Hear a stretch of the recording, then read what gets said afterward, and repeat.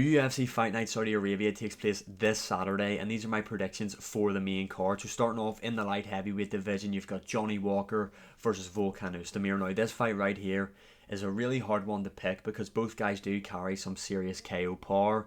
And they're in Johnny Walker's last 5 fights, he's got 3 wins, 1 no contest, 1 loss, where Volkan Oezdemir has 2 wins, 3 losses. So basing it off current form, Johnny Walker is better, even though he is coming off a loss. That was against Magomed Ankalaev, and Oezdemir is coming off a win. Now, this is a difficult one to pick because, like I said, both guys are heavy hitters in this division, but Oezdemir hasn't been KO'd since 2020, and that was against Yuri Prohaska, who has different KO power than what Johnny Walker has. I feel like Johnny Walker in the past few fights has kind of went away from that wild fight style approach, which is what he had, and he's just chinny, isn't he? I mean, anybody's kind of chinny in these heavier divisions because of the amount of power the guys carry, but Johnny Walker's just that extra bit chinny. I feel like if anybody's going to get KO'd here, it is Johnny Walker, and I feel like over a 3-round fight, I feel like Oezdemir is just more well-rounded than him.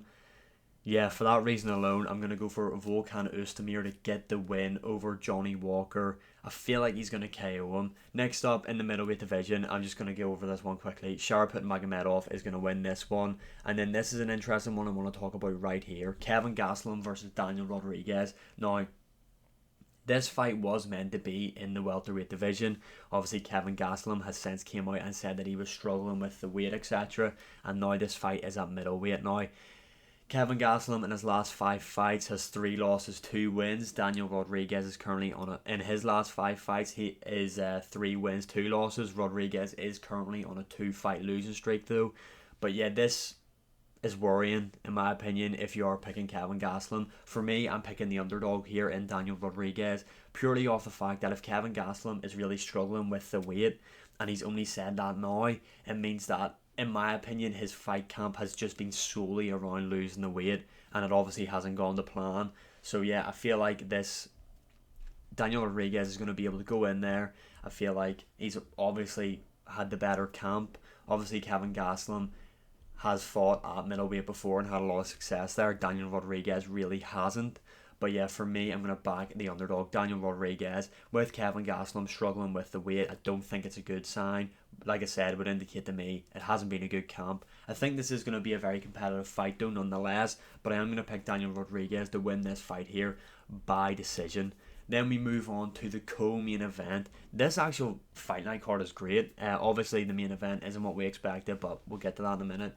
In the co-main event, you've got Volkov versus Sergey Pavlovich. Now, Volkov is currently on a 3-fight win streak, and Sergey Pavlovich is coming off that loss for the interim heavyweight title against Tom Aspinall. Both guys have lost to Tom Aspinall. That's just something to keep in mind. I'm pretty sure Volkov's last win, though, let me just double check. Yeah, it was a while ago against Tai Tuivasa, who he submitted, and that was on the card where Strickland pulled off arguably the biggest upset of all time against Adesanya. But yeah, again, this is a difficult one to pick. Obviously, these guys have trained for quite some time, I'm pretty sure, before, so they will know each other through the sparring sessions, training, etc. Volkov is very underrated, in my opinion. I don't think the guy gets the respect that he deserves. I think he is a very elite heavyweight. He's very well-rounded now. Sergey Pavlovich has kind of got that Francis Ngannou aura. Don't know why I didn't say it right the first time there. Around him, where really all it takes is one punch.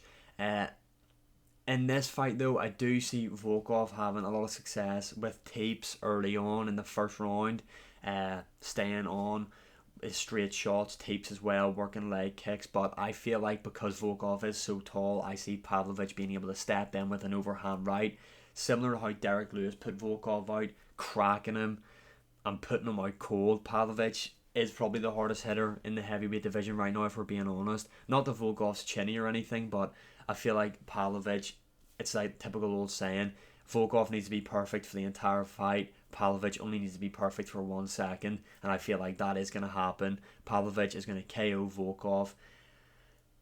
late stages of round number 1. That's going to be my prediction. And finally, on to the main event, which isn't the fight that everybody wanted, which was Robert Whittaker versus Hamzat Chimaev. Instead, we're getting Robert Whittaker versus Ikram Aliskerov. Whittaker in his last 5 fights has 3 wins, 2 losses. Ikram is obviously on a crazy streak here, but he's never fought anybody at Whittaker's level, if we're being honest now. A part of me feels like Ikram's actually going to do this here. I feel like Ikram might be able to get the KO over Robert Whittaker. Ikram is very well rounded and he carries some serious KO power. And Whittaker has just not...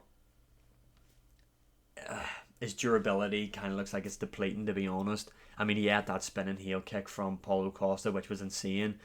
But yeah, a part of me feels like Ikram...